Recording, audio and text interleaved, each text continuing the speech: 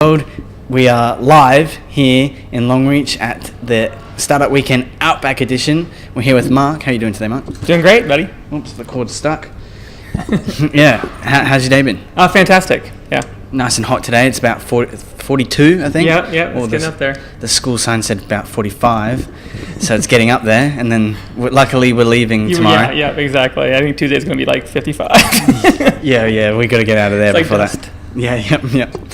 Okay, so you're from HipPocket, a US startup, which was originally started at a startup weekend, which is exciting, which we'll talk a little bit more later. But tell us a little bit about your journey and who you are and what you do. Yeah, absolutely. So as you mentioned, HipPocket is a fintech, so financial technology startup company. We design apps to help people save more money from their phones in under 2 minutes. Got 3 on the market, all in the U.S., but we're looking for Australia expansion, hopefully with a regional bank partner here so that we can stay here longer and continue to help out the startup ecosystem as well as enjoy the beautiful lifestyle of Australia. Awesome. And what did you do before HipPocket came around? Yeah. And then lead it into sort of the startup absolutely. market? So I kind of a non-traditional background is that I'm an English major, but I ended up as a software CEO. But my first job was working in the banking industry, writing copy and helping banks acquire more customers. From there, managed the creative department, so did design work, copy work for banks again, and then started selling into banks and helping them get more customers, and got really fascinated by both how banks make money and how people make better financial decisions, because a lot of times they're actually at odds.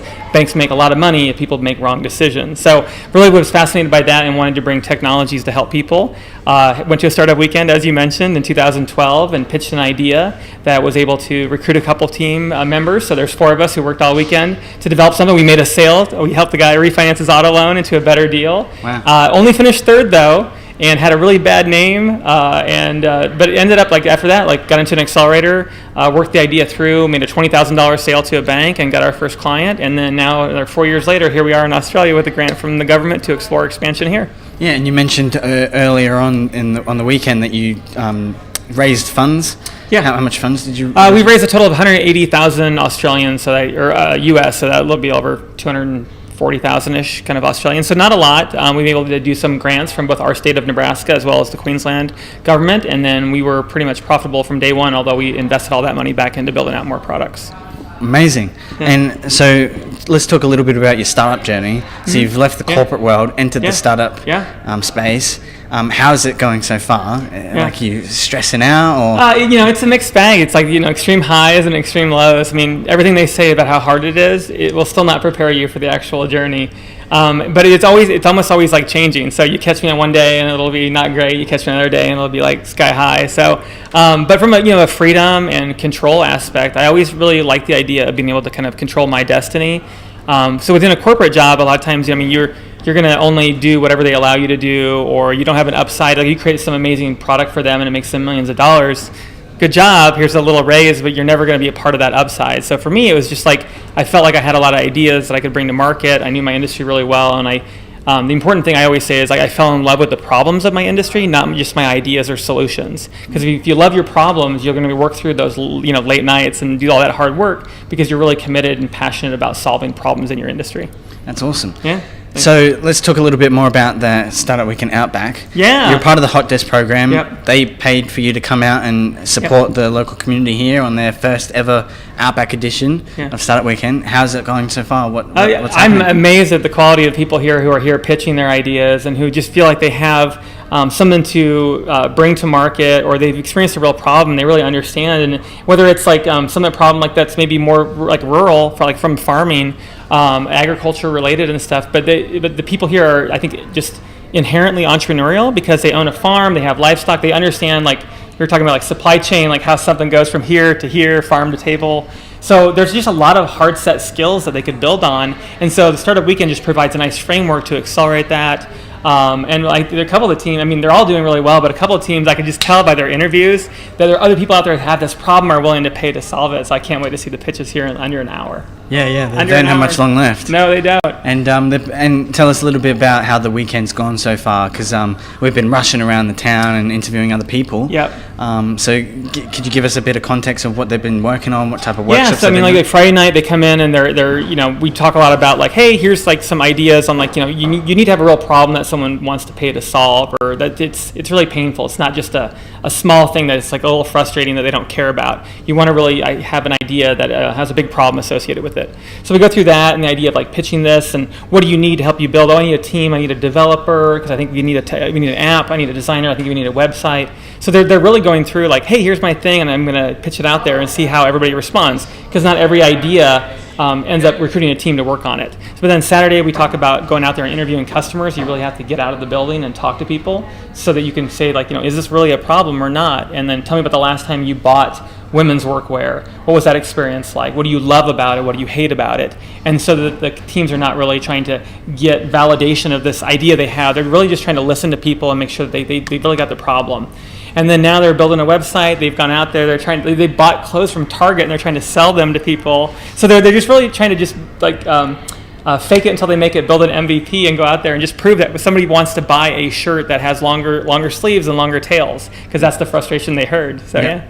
Okay, cool. And who have you been working with over the weekend? A lot on that team too, because just right away I felt like they were just onto something right away. But we've got a team comprised of all 15-year-olds, and they've been really actively interested in the problem they're solving, which is if there are students out there who, let's say, have lost a spouse or a parent.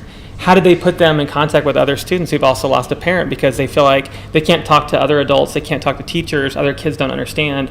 So how do they kind of match make people who are going through really traumatic stuff? Mm-hmm. And they're really passionate about that, and that's been another great team. But I've stopped in and mentored with all of them and stuff too. So. Awesome. Yeah. One of the questions I had was, let me get it back to my head, but... Yeah. Is there any super pivots? So we did a startup weekend a while back, and a team basically pivoted 9 times and switched complete industries. Yep. So are there any pivots? Yeah, there's one team that they started in the kind of a non-profit volunteer matchmaking industry. Then they went to like meat safety in the trucking industry. Then they went back to non-profit. Now they're back to meat safety. I love it. Awesome. We love super pivots at Beach City. Don't know if it'll match the one we had on the Gold Coast, but and any highlights, any key takeaways that you would from the teams, and any information or advice you'd give to anyone else that are doing well, I think, just the fact that all these communities are putting together these programs and putting them out there is fantastic. They really believe that, if you expose a person to a framework like Startup Weekend, you can change their life, you can change the community's lives. And then you've got all these people here, a lot of these people, the attendees, they drove from, let's say, 4, 5, 8 miles or 8 hours away. I mean, hundreds of kilometers away. And they put themselves out there because they thought maybe this is something I could do. And it takes a lot of bravery to do that. And I think if you ask any of them, they're super tired and exhausted emotionally, because this is hard work.